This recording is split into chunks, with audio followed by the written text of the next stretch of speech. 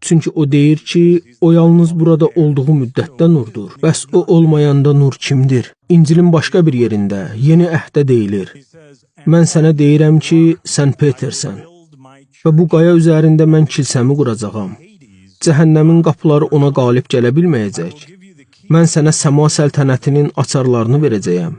Yer üzündə bağladığın hər şey göydə də bağlı olacaq.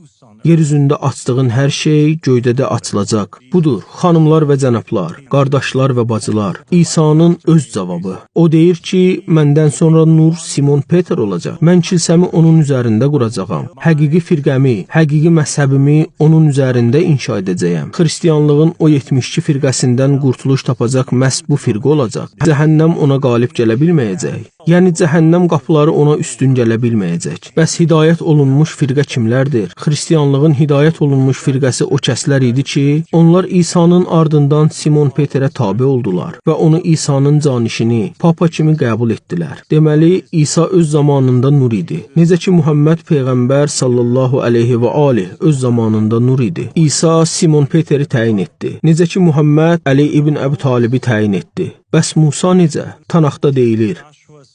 Rəbb Musaya dedi, Nun oğlu Yuşanı götür. Onda rəhbərlik ruhu var. Onun üstünə əlini qoy.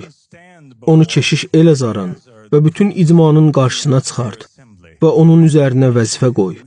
Öz ixtiyarının bir qismini ona ver ki, bütün İsrail icması ona itaət etsin.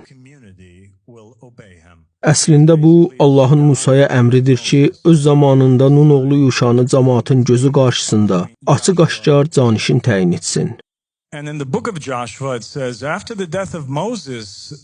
Yeşua kitabında deyilir, Rəbbin qulu Musa öldükdən sonra Rəbb Nun oğlu Yuşaya, Musanın xidmətçisinə dedi, mənim qulum Musa öldü.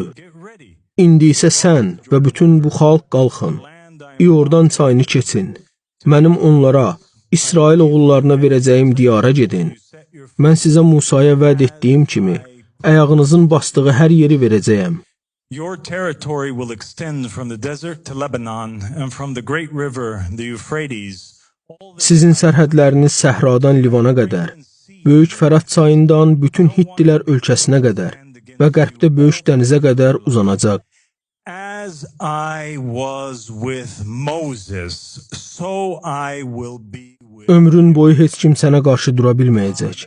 Mən Musa ilə olduğum kimi səninlə də olacağam. Allah İsrail oğullarına vəd edir ki, Musa ölüb getdi deyə bu demək deyil ki, Allah da ölüb.